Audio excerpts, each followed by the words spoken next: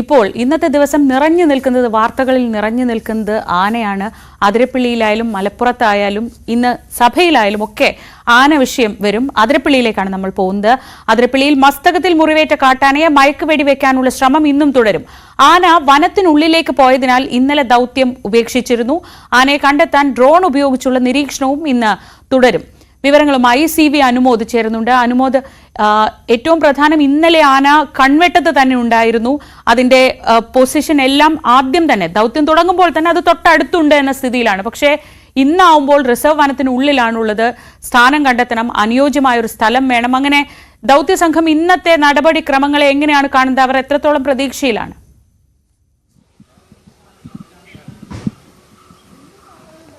ശ്രീജ, ഏറ്റവും ഒടുവിലായിട്ട് ഇപ്പോൾ വനംവകുപ്പിൽ നമുക്ക് ലഭിച്ച ഒരു വിവരം, ആന കയറിപ്പോയ മേഖലയിൽ ഇന്നലെയും ഇന്ന് പുലർച്ചെയുമായി നടത്തിയ തെരച്ചിലിൽ ഒരാനയെ കണ്ടെത്തിയിട്ടുണ്ട് എന്നുള്ളതാണ്. അത് പരിക്കേറ്റ, മസ്തകത്തിൽ മുറിവേറ്റ ഈ ആന തന്നെയാണോ എന്നുള്ളത് സ്ഥിരീകരിക്കേണ്ടതുണ്ട്. അപ്പോൾ ആനയെ കണ്ടെത്തി ആ മേഖലയിലേക്ക് ഡോക്ടർമാരും മറ്റു വനംവകുപ്പ് ഉദ്യോഗസ്ഥരും ഒക്കെ മൂവ് ചെയ്തിട്ടുണ്ട്, അവിടേക്ക് ചെന്നിട്ടുണ്ട്. ഇനി ആന നേരത്തെ ഈ ഇന്നലെ കാട് കയറിപ്പോയ ഈ കൊമ്പൻ തന്നെയാണോ എന്നുള്ളത് സ്ഥിരീകരിക്കലാണ് അടുത്ത ഘട്ടത്തിലുള്ള നടപടി. അങ്ങനെ സ്ഥിരീകരിച്ചു കഴിഞ്ഞാൽ അത് നിൽക്കുന്ന ആ ഇടം മയക്കുവെടി വയ്ക്കാൻ അനുയോജ്യമാണെങ്കിൽ അവിടെ വെച്ച് തന്നെ ആനയെ മയക്കുവെടി വെച്ച് ആനയ്ക്ക് ആവശ്യമായ ചികിത്സ നൽകാനുള്ള നടപടിയായിരിക്കും സ്വീകരിക്കുക. ഇന്നലെ ഈ ഒരു മിഷന് ഏറ്റവും കൂടുതൽ ഒരു വെല്ലുവിളിയായത് ആ പ്രദേശത്ത് ഉണ്ടായിരുന്ന ആളുകളുടെ ഒരു സാന്നിധ്യമാണെന്നും വനംവകുപ്പ് വ്യക്തമാക്കിയിരുന്നു. അതായത് ഇന്നലെ തുരുത്തിൽ നിന്നും, രാവിലെ നമ്മൾ കണ്ട തുരുത്തിൽ നിന്നും ആനയെ ഈ റബ്ബർ പ്ലാന്റേഷൻ്റെ മേഖലയിലേക്ക് വനംവകുപ്പ് ഓടിച്ചെങ്കിലും കൂടുതൽ ആളുകളെ കണ്ട് പരിഭ്രാന്തനായ ആന ഉൾവനത്തിലേക്ക് പോകുന്ന ഒരു സാഹചര്യമായിരുന്നു. അപ്പോൾ അത്തരത്തിൽ ഈ ആളുകൾ കൂടുന്നത് ഒഴിവാക്കാൻ വേണ്ട കർശന നടപടികൾ ഇന്ന് വനംവകുപ്പിൻ്റെ ഭാഗത്തുനിന്ന് ഉണ്ടായിട്ടുണ്ട്. ഞാനിപ്പോൾ നിൽക്കുന്ന ഇത് ഈ ചെക്ക് പോസ്റ്റ്, ഈ ചെക്ക് പോസ്റ്റിനപ്പുറത്തേക്ക് അനുവാദത്തോട് മാത്രമേ ഇന്ന് ആരെങ്കിലും പ്രവേശിപ്പിക്കുകയുള്ളൂ. കർശന നിയന്ത്രണം ഇവിടെ ഏർപ്പെടുത്തിയിട്ടുണ്ട്. മാധ്യമപ്രവർത്തകരെ അടക്കം ഇവിടെയാണ് നിയന്ത്രിക്കുന്നത്. ഈ വഴി ചെന്നെത്തുന്നത് ഇപ്പോൾ ഈ ദൗത്യം നടക്കുന്ന മേഖലയിലേക്കാണ്. ഇവിടുന്ന് ഏകദേശം 2 കിലോമീറ്ററോളം ദൂരമുണ്ട്. നമ്മൾ ഇന്നലെ ആന കയറിപ്പോയ, ഉൾവനത്തിലേക്ക് കയറിപ്പോയ മേഖലയിലേക്ക്. അപ്പോൾ ഇവിടെ നിന്നുകൊണ്ട് ഇവിടെ ആണ് എല്ലാവരെയും തടയുന്നത്. അതായത് ദൗത്യത്തിന് തടസ്സമാകുന്ന തരത്തിൽ ജനസാന്നിധ്യം ഉണ്ടാകില്ല എന്ന് ഉറപ്പാക്കുകയാണ് വനംവകുപ്പ് ചെയ്തിരിക്കുന്നത്. അതുകൊണ്ട് തന്നെ ആനയെ കണ്ടെത്തി കഴിഞ്ഞാൽ അത് മയക്കുവെടി വെച്ച് ചികിത്സ നൽകാൻ കഴിയുന്ന അനുയോജ്യമായ ഇടത്താണെന്ന് ഉറപ്പായാൽ അടുത്ത നടപടികളിലേക്ക് നീങ്ങും എന്നാണ് വനംവകുപ്പ് അറിയിച്ചിട്ടുള്ളത്. രാവിലെ ആനയെ കണ്ടെത്താനുള്ള പരിശ്രമമായിരുന്നു തുടങ്ങിയിരുന്നത്. എന്താണെങ്കിലും ഇപ്പോൾ ആന ഇന്നലെ ഈ പരിക്കേറ്റ ആന കയറിപ്പോയ മേഖലയിൽ ഒരാനയെ കണ്ടെത്തിയിട്ടുണ്ട്. അത് ഈ ആന തന്നെയാണോ എന്ന് ഉറപ്പിക്കാനുള്ള പരിശോധനകളും അതേപോലെ അവിടെ ആ മേഖല കേന്ദ്രീകരിച്ച് കൂടുതൽ നടപടികളാണ് ഇപ്പോൾ പുരോഗമിച്ചുകൊണ്ടിരിക്കുന്നത്. എന്നാണെങ്കിലും വരും സമയങ്ങളിൽ നമുക്കതിൻ്റെ കൂടുതൽ വിശദാംശങ്ങൾ വനംവകുപ്പിൽ നിന്ന് ലഭ്യമാകും. ശരി അനുമോദ്, രാവിലെ ഈ ആനയെ എവിടെയാണ് എന്ന് കണ്ടെത്തുകയായിരുന്നു ആദ്യത്തെ ഘട്ടം. അത് ഏതാണ്ട് കണ്ടെത്തിയിരിക്കുന്നു എന്ന വിവരങ്ങളാണ് പുറത്തു വരുന്നത്. നമുക്ക് അനുമോദിലേക്കും അതിരപ്പള്ളിയിൽ നിന്നുള്ള പുതിയ വാർത്തകളിലേക്കും അപ്പോൾ മടങ്ങിയെത്താം. ഇനി പോകുന്നത് മലപ്പുറത്താണ്. ഇന്ന് മലപ്പുറത്ത് രാവിലെ തന്നെ നമ്മൾ കേൾക്കുന്നത് മലപ്പുറം ഊർങ്ങാട്ടിരിയിൽ ഒരു കാട്ടാന കിണറ്റിൽ വീണു എന്നതാണ്. കൂരങ്കല്ല് സണ്ണിയുടെ കൃഷിയിടത്തിലെ കിണറ്റിലാണ് കാട്ടാന വീണത്. വനംവകുപ്പും പോലീസും ഇപ്പോൾ രക്ഷാപ്രവർത്തനം നടത്തുന്നു. പ്രദേശത്ത് കാട്ടാന ഇറങ്ങുന്നത് പതിവാണെന്ന് നാട്ടുകാർ പറയുന്നുണ്ട്. ഇത് മാസങ്ങളായിട്ട് ഇവിടെയുള്ള സാധനമാണ്. ഇത് കൃഷിയുടെ മാത്രം നശിപ്പിക്കുന്ന സാധനം, അല്ലാതെ ഇത് വേറെ ഉള്ള കൂട്ടത്തിൽപ്പെട്ട സാധനമല്ല. ഇത് ഒറ്റയാനാണ്, ചുള്ളിക്കൊമ്പൻ എന്ന് പറയുന്ന സാധനമാണിത്. ഇതിലെ ഇങ്ങനെ കിടന്ന് വട്ടം കറങ്ങുക, കൃഷിയിടത്തിൽ നിന്ന് പോവില്ല. മിനിഞ്ഞാന്ന് രാത്രി ഞങ്ങൾ ഇതിനെ ഓടിച്ച് ഫോറസ്റ്റിൽ കയറ്റിയതാണ്. ഇന്നലെ ഈ കഴിഞ്ഞ രാത്രി 9 മണിയായപ്പോൾ ഇത് റോട്ടിലിറങ്ങി. ഇപ്പൊ റോട്ടിലാണ് പരിപാടി. ഓരോരുത്തരുടെ വീട്ടിൽ കൂടെ ചെല്ലാ വീട്ട്. ഈ സുഹൃത്തിന്റെ വീടിന്റെ മിറ്റത്തിൽ കൂടെയാണ് കഴിഞ്ഞ ദിവസം രാത്രി ഇറങ്ങിപ്പോയത്. ഒരു 5:30 ആയപ്പോൾ. ഇവിടെയൊക്കെ എന്ന് പറഞ്ഞാൽ 4 മണി 5 മണിയാകുമ്പോൾ ആളുകൾ ടാപ്പിന് ഇറങ്ങുന്ന സമയമാണ്. ആ സമയത്ത് ഇറങ്ങിയെങ്കിലും ഈ കഴിഞ്ഞ രാത്രി ഞങ്ങൾ വന്നപ്പോൾ തന്നെ ഞങ്ങൾ ഇതിന്റെ അടിപ്പെടേണ്ടതാണ്. ഇന്നലെ രാത്രി ഒരു ബൈക്കാരൻ ഈ ആനയുടെ മുമ്പിൽ പെട്ടതാണ്. എന്നിട്ട് ഇതിനകത്ത് പിന്നെ കാട്ടിലേക്ക് അയച്ചുവിട്ട് എന്താ കാര്യമുള്ള ഒരു കാര്യമില്ല. ഇതിനെ ഞങ്ങൾ ഇതിനകത്ത് നിന്ന് കേട്ടണം എന്നുണ്ടെങ്കിൽ ഞങ്ങൾക്ക് അതിനായ കൃത്യമായി കിട്ടിയാൽ മാത്രമേ ഞങ്ങൾ സമ്മതിക്കുള്ളൂ. ഇല്ലെങ്കിൽ ഇതിനെ ഞങ്ങൾ ഈ കാട്ടിൽ അയച്ചാൽ ഞങ്ങൾ സമ്മതിക്കില്ല. വിവരങ്ങളുമായി MS അനീഷ് കുമാർ. അനീഷ്, ഈ ആനയെ കയറ്റുക മാത്രമല്ല, നാട്ടുകാരുടെ ഇത്തരത്തിലുള്ള പ്രതിഷേധങ്ങളെ കൈകാര്യം ചെയ്യുക കൂടി ഉദ്യോഗസ്ഥർക്ക് ഒരു വലിയ വെല്ലുവിളിയാണ്. ഈ ആനയെ കയറ്റാൻ സമ്മതിക്കണമെങ്കിൽ അവർക്ക് അങ്ങനെ ഉറപ്പ് വേണമെന്നൊക്കെ നിർബന്ധം പിടിച്ചാൽ അത് ഇത്തിരി ബുദ്ധിമുട്ടുണ്ടാക്കുന്ന സാഹചര്യവുമാണ്. ഇപ്പോൾ നേരം വെളുത്തു, കാര്യങ്ങളൊക്കെ വ്യക്തമായി കാണുന്ന ഒരു അവസ്ഥയായി. എത്രത്തോളം ശ്രമകരമാണ് ഈ ആനയെ, ഒരു കുഴി പോലെ ഒരു സ്ഥലമാണെന്ന് നമുക്ക് ദൃശ്യങ്ങളിൽ കാണാം, എത്രത്തോളം ശ്രമകരമായിരിക്കും ഈ ആനയെ കയറ്റുന്നത്?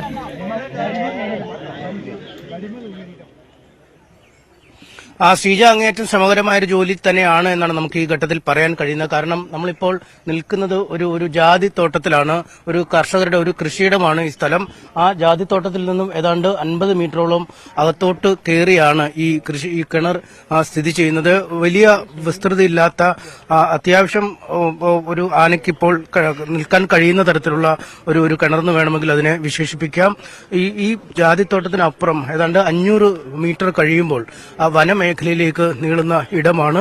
അതിനിടയിലാണ് ഈ കിണർ കാണുന്നത്. ഒരു റബ്ബറും മറ്റുമൊക്കെ നട്ടിരിക്കുന്ന ചെറിയ റബ്ബർ തൈകൾ നിൽക്കുന്ന ദൃശ്യങ്ങൾ നമുക്ക് കാണാൻ കഴിയും. അതിനിടയിൽ ഒരു ചെരിവ് പോലുള്ള ഭാഗത്താണ് ആന ഇപ്പോൾ കിടക്കുന്നത്. നമുക്ക് കാണാം ദൃശ്യങ്ങളിൽ ഈ വനംവകുപ്പ് ഉദ്യോഗസ്ഥരും മറ്റുമൊക്കെ നിൽക്കുന്ന സ്ഥലമുണ്ട്. ആ സ്ഥലത്തിന്റെ നടുവിലാണ് ഈ കിണറുള്ളത്.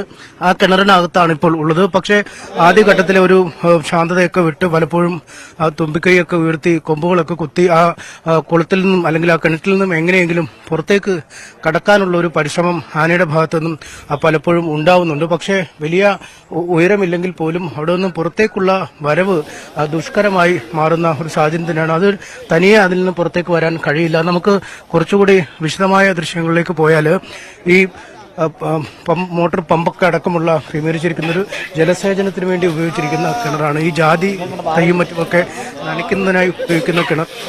ആ കിണർ ഇടിഞ്ഞു കിടക്കുന്നത് നമുക്ക് കാണാം. ആ കല്ലുകളൊക്കെ മാറി ആ ഭാഗം ആ ഭാഗത്തേക്ക് മാറ്റിയാൽ ഒരു ഭാഗം ഇടിഞ്ഞു കിടക്കുന്നതാണ്. ഒരുപക്ഷെ ആ വശത്തൂടെ വരുമ്പോൾ ആ ഭാഗത്തൂടെ ആയിരിക്കാം ആന കാൽ വഴുതി ഈ കിണറ്റിലേക്ക് വിടുമെന്ന് വരുന്നത്. തൊട്ടപ്പുറത്ത് തന്നെ ഫെൻസിങ്ങുകൾ, ഈ ഒരു കമ്പിവേലിയൊക്കെ ഇട്ടിട്ടുണ്ട്. അതായത് ആനശല്യം സ്ഥിരമായി ഉള്ള ഒരു മേഖലയാണ് ഇതെന്ന് വ്യക്തമാക്കുന്നതാണ് ആ കമ്പിവേലി മറ്റുമൊക്കെ കാണുന്നത്. പക്ഷെ അതും മറികടന്നാണ് ആന ഈ ഇടിഞ്ഞു കിടക്കുന്ന ഭാഗത്തൂടെ കിണറ്റിനുള്ളിലേക്ക് വീണിരിക്കുന്നത്. ഇപ്പോൾ ഈ കിണറ്റിനുള്ളിൽ ആനയുണ്ട്. കുറച്ചു നേരം ശാന്തനായി നിൽക്കും.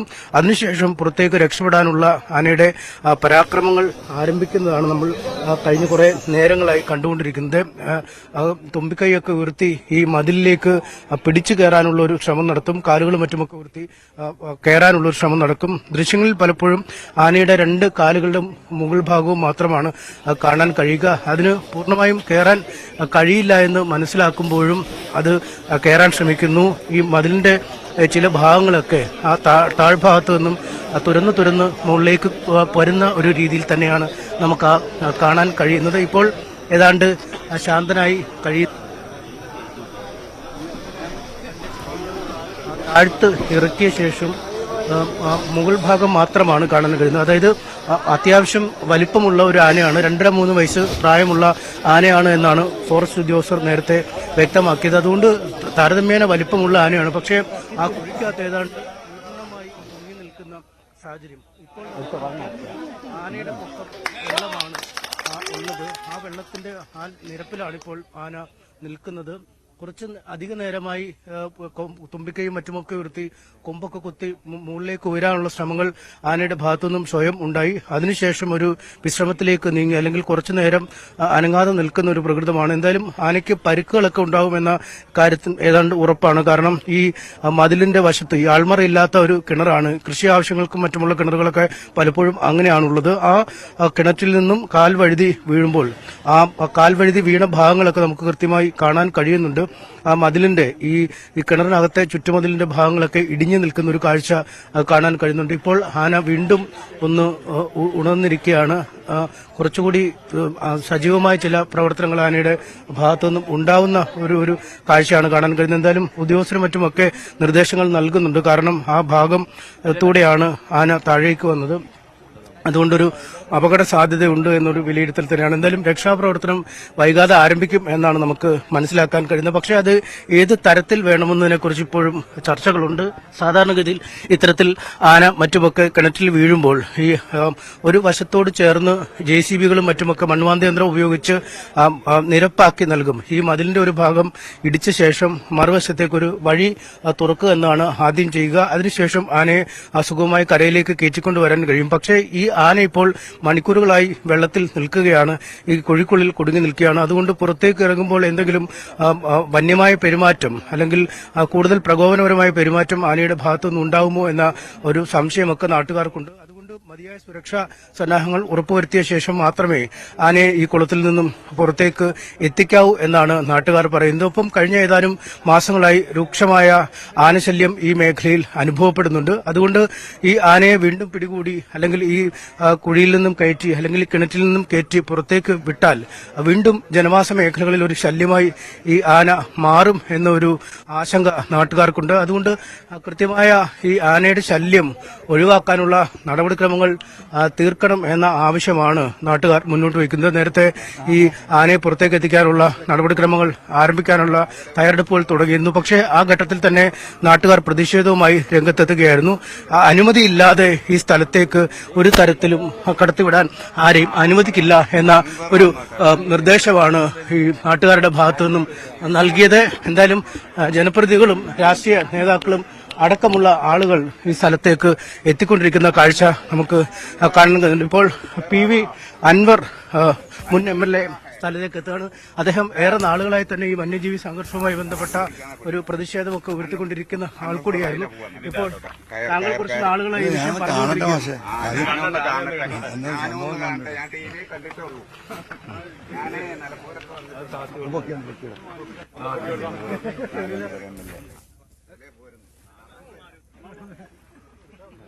മലപ്പുറം ഊർങ്ങാട്ടിരിയിൽ ആണ് കൃഷിയിടത്തിൽ ഒരു കർഷകന്റെ പുരയിടത്തിൽ കൃഷി ജാതിക്ക തോട്ടമാണ്. അവിടെ ഒരു ആന ഇന്നലെ രാത്രി കാട്ടാന ഈ കിണറിലേക്ക് വീണത്. അത് അത്യാവശ്യം കുഴിയുള്ള ഒരു സ്ഥലമാണ്. സ്ഥിരമായി ഈ ഭാഗത്ത് കാട്ടാന ഇറങ്ങുന്നത് പതിവാണ് എന്ന് നാട്ടുകാർ പറയുന്നുണ്ട്. അല്പം മുൻപ് സംസാരിച്ച ആൾ പറഞ്ഞത് ഈ ആനയെ സ്ഥിരമായി ഇവർ ഇവിടെ നിന്ന് ഓടിച്ചു വിടുന്നതാണ്. 2 ദിവസം മുൻപും ഓടിച്ചു വിട്ട ആന വീണ്ടും തിരിച്ചെത്തുകയാണ്. ഈ ആനയുടെ പ്രശ്നത്തിൽ ഒരു പരിഹാരമുണ്ടാക്കാതെ ഈ ആനയെ കരയ്ക്ക് കയറ്റാനുള്ള ശ്രമങ്ങൾക്ക് പോലും അനുവദിക്കില്ല എന്നതാണ് ഇപ്പോൾ നാട്ടുകാരെടുക്കുന്ന നിലപാട്. ആനയെ ഈ കിണറിന് സമാന്തരമായി മണ്ണ് മാറ്റി വേണം രക്ഷപ്പെടുത്താൻ. കുറേ നേരമായി അതിനകത്ത് കുടുങ്ങിയ ആന രക്ഷപ്പെടാനുള്ള ശ്രമങ്ങളൊക്കെ നടത്തുന്നുണ്ട്. കുടുങ്ങിയെന്ന് മനസ്സിലാവുമ്പോഴും മുകളിലേക്ക് കയറി വരാനൊക്കെ ശ്രമിക്കുന്നുണ്ട്. പക്ഷേ അത്ര എളുപ്പമാവില്ല ദൗത്യം. അത്യാവശ്യം ആഴമുണ്ട് ആ കിണറിന്. അവിടെ നിന്ന് വേണം ഈ ആനയെ കയറ്റിയെടുക്കാൻ. ഇതിനിടയിലാണ് നാട്ടുകാരുടെ ഭാഗത്തു നിന്ന് ഇത്തരത്തിൽ പ്രതിഷേധം കൂടി ഉണ്ടാവുന്നത്. PV അൻവർ മുൻ MLA, ഇപ്പോൾ നിലമ്പൂരിന്റെ മുൻ MLA അവിടേക്ക് വന്ന് ഈ സ്ഥലവും ഈ ആനയും ഒക്കെ കാണുകയാണ്. ഈ വിഷയവുമായി ബന്ധപ്പെട്ട് കഴിഞ്ഞ കുറെ നാളുകളായി വലിയ പ്രതിഷേധം ഉയർത്തുകയും ഇതൊരു പ്രശ്നമായി തന്നെ ഉയർത്തി കാണിക്കുകയും ചെയ്യുന്ന ആളാണ് PV അൻവർ. പ്രദേശത്ത് തന്നെ ഒരു കിണറ്റിൽ ആന വീണിരിക്കുന്നത് അദ്ദേഹം ഉയർത്തിയ വിമർശനങ്ങളുടെ ഒരു തുടർച്ചയെന്ന് തന്നെ വേണമെങ്കിൽ ഈ ആനയുടെ വീഴ്ചയും പറയാം. കാരണം ജനവാസ കേന്ദ്രങ്ങളിൽ നിരന്തരം ഇത്തരത്തിൽ ആനകൾ വീഴുന്നത് അല്ലെങ്കിൽ ആനകൾ എത്തുന്നതും ജനജീവിതത്തെ ദോഷകരമായി ബാധിക്കുന്നതുമൊക്കെ വിവാദമായി നിൽക്കുന്ന ഒരു സാഹചര്യം കൂടിയുണ്ട്. അദ്ദേഹത്തോട് തന്നെ നമുക്ക് ചോദിക്കാം. താങ്കൾ കുറച്ച് നാളുകളായി എല്ലാവർക്കും ഒരുമിച്ച് പറയാം. സെറ്റാക്കി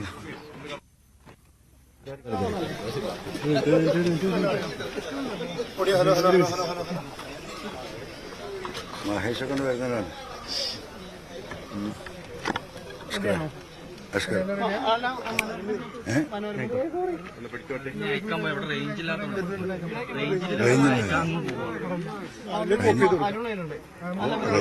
ഇവിടുന്ന് ഒരു 1/2 കിലോമീറ്റർ പോയ റേഞ്ച് ഉണ്ട്.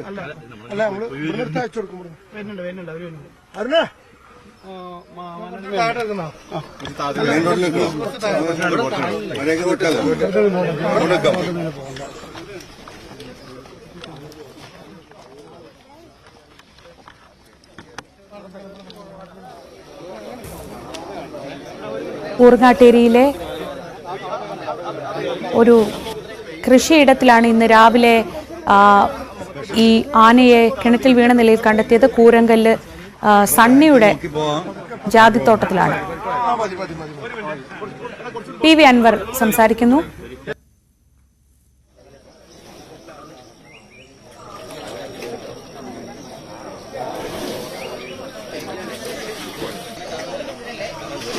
ദൃശ്യങ്ങളിൽ നമുക്ക് കാണാം ഈ ആന വെള്ളത്തിലാണുള്ളത്.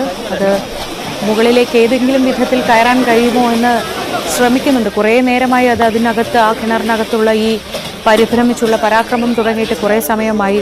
കൊമ്പുകൾ കൊണ്ട് മണ്ണ് തുരക്കാനും ഒക്കെ ശ്രമിക്കുന്നുണ്ട്. പക്ഷേ വളരെ വിസ്താരം കുറഞ്ഞൊരു കിണറാണ്. അതുകൊണ്ട് തന്നെ അത് വളരെ കഷ്ടപ്പെട്ടാണ് അതിനകത്ത് നിൽക്കുന്നത്. എത്രയും പെട്ടെന്ന് ആനയെ കരക്ക് കയറ്റേണ്ടതും നാടായി മാറുന്ന അവസ്ഥയുടെ ഏറ്റവും അവസാനത്തെ തെളിവാണിത്. ഇപ്പോൾ ഇത്രയും മനുഷ്യവാസ പ്രദേശം നിങ്ങൾ കാണുന്നുണ്ട്. തൊട്ടടുത്ത് നിൽക്കുന്നത് 50 മീറ്റർ അപ്പുറത്ത് നിൽക്കുന്നത് ഇവിടുത്തെ അംഗൻവാടിയാണ്. ഈ ജനവാസ കേന്ദ്രങ്ങളിൽ ഈ ആനകളെ മേയാൻ വിടുകയാണ് ഇവിടുത്തെ ഫോറസ്റ്റ് ഡിപ്പാർട്ട്മെന്റ്. ആളുകളെ ചവിട്ടിക്കൊന്നാൽ അപ്പം കൊടുക്കാൻ വേണ്ടി കേന്ദ്ര ഗവൺമെന്റ് നൽകിയ 5 ലക്ഷം ഉണ്ട്. അതിന് ചെക്ക് എഴുതി വെച്ചിരിക്കുകയാണ്. അപ്പം ഈ ഒരു അവസ്ഥ ഇവിടെ തുടരാൻ അനുവദിച്ചാൽ, ഇപ്പോൾ നിങ്ങൾക്കറിയാം, ഇതിപ്പോൾ മലയല്ല, പൂർണ്ണമായിട്ട് മനുഷ്യർ ജീവിക്കുന്ന, പതിറ്റാണ്ടുകളായി ജീവിക്കുന്ന പ്രദേശമാണ്. അപ്പൊ ഇതിനെ ഈ രീതിയിൽ, അതുകൊണ്ടാണ് 1972 വന്യമൃഗ സംരക്ഷണ നിയമത്തിൽ മാറ്റം വരുത്തണമെന്ന് പറയുന്നത്. അത് മാറ്റം വരുത്താതെ ഒരു മാർഗവുമില്ല. ഇനിയിപ്പോൾ എന്താ ചെയ്യുക? ഉദ്യോഗസ്ഥന്മാരൊക്കെ എത്തി, എല്ലാ ട്രൗസർ ഇട്ട ഓഫീസർമാരും ട്രൗസർ ഇടാത്ത ഓഫീസർമാരും ഇവിടെ വന്ന് നിൽക്കുകയാണ്. ഇനിയിപ്പോൾ അത് ഒരു JCB കൊണ്ടുവരും, ഇത് കീറും, ആനയെ കയറ്റിവിടും. ആ രീതിയിൽ ഇനി ഈ പ്രദേശത്ത് ഇത് കയറ്റിവിടാൻ അനുവദിക്കില്ല. മനസ്സിലായില്ലേ? എന്റെ വ്യക്തിപരമായ അഭിപ്രായം, ഇങ്ങനെ കിണറ്റിലും ഒക്കെ ചാടുന്ന ആന അവിടുന്ന് മണ്ണ് കൂട്ടി ആ കിണർ മൂടി ആനയെ കൊന്നുകളയണമെന്നാ. കൊന്നുകളയണം. വിദേശ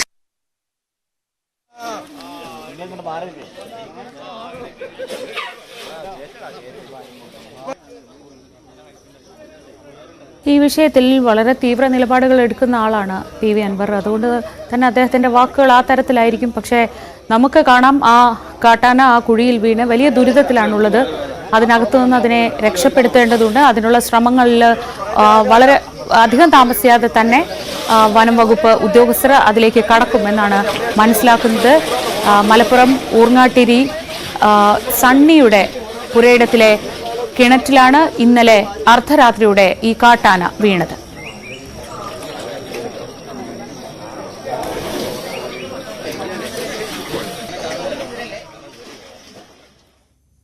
മറ്റു വാർത്തകളിലേക്ക് എത്താം ഇടവേളയ്ക്ക് ശേഷം.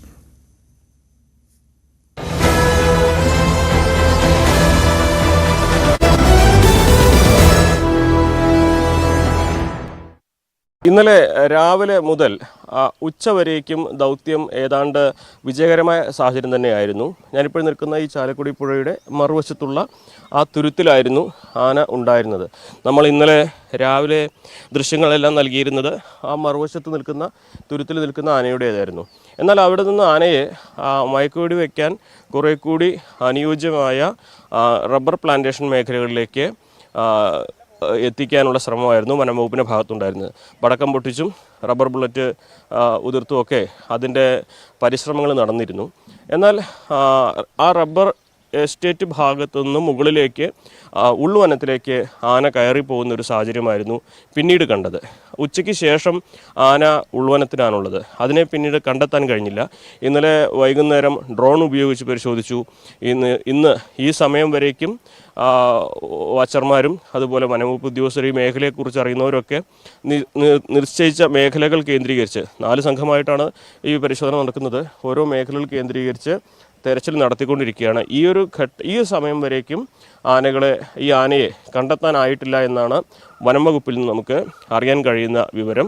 രാവിലെ 6 മണിക്ക് മുമ്പ് തന്നെ ഡോക്ടർ അരുൺ ചക്ര നേതൃത്വ സംഘം ഈ ഒരു മേഖലയിൽ മിഷൻ ദൗത്യം ആരംഭിച്ചിരുന്നു. ഇന്നലത്തെ ഒരു വീഴ്ച വന്നത് ഈ ആളുകളുടെ സാന്നിധ്യം കൂടുതലായുണ്ടായത് ഈ ഒരു മിഷന് തടസ്സമാവുന്ന സാഹചര്യം തീർത്തു എന്നൊരു വിലയിരുത്തലാണ് വനം വകുപ്പിനുള്ളത്. അതായത് ഈ റബ്ബർ പ്ലാന്റേഷൻ മേഖലയിലേക്ക് ആന ഓടിയെത്തി അവിടെ ആളുകൾ കുറച്ചധികം ഉള്ളത് അപകട സാധ്യത ഉണ്ടാക്കുന്ന ഒരു സാഹചര്യമായിരുന്നു.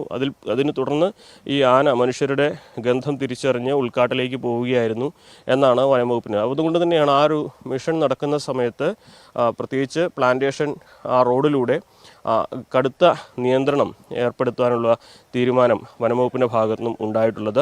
മാധ്യമങ്ങൾക്കും ഇന്ന് ആ ഒരു മേഖലയിലേക്ക് പ്രവേശനമില്ല. അവിടെ ഈ മിഷനുമായി ബന്ധപ്പെട്ട ഈ ദൗത്യവുമായി ബന്ധപ്പെട്ട വനംവകുപ്പിലെ ഉദ്യോഗസ്ഥരും നിശ്ചയിക്കുന്ന ആളുകൾ മാത്രമേ ഉണ്ടാവുകയുള്ളൂ.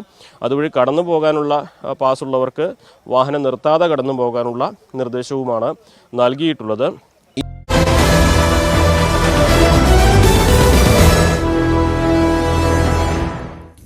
കാട്ടാന ആക്രമണം നിയമസഭയിൽ ഉന്നയിക്കാൻ പ്രതിപക്ഷം. മാത്യു കുഴൽനാടൻ MLA റൂൾ 50 അനുസരിച്ച് സഭ നിർത്തിവെച്ച് ചർച്ച ചെയ്യാൻ നോട്ടീസ് നൽകി. നിലമ്പൂർ ഉച്ചക്കുളമൂരിലെ സരോജിനിയുടെ മരണമടക്കമുള്ള വിഷയങ്ങളാണ് നോട്ടീസിൽ ഉന്നയിച്ചിട്ടുള്ളത്.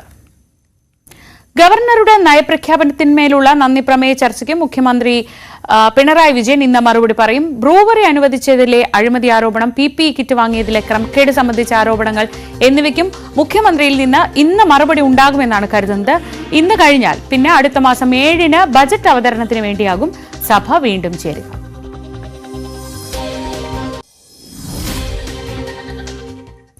ബ്രൂവറി വിവാദത്തിൽ പ്രതിപക്ഷ ആരോപണങ്ങൾക്ക് മുഖ്യമന്ത്രി മറുപടി പറയുമെന്ന് മന്ത്രി MB രാജേഷ്. പ്രതിപക്ഷം പരദൂഷണം പ്രചരിപ്പിക്കുകയാണെന്നും മന്ത്രി പ്രതികരിച്ചു.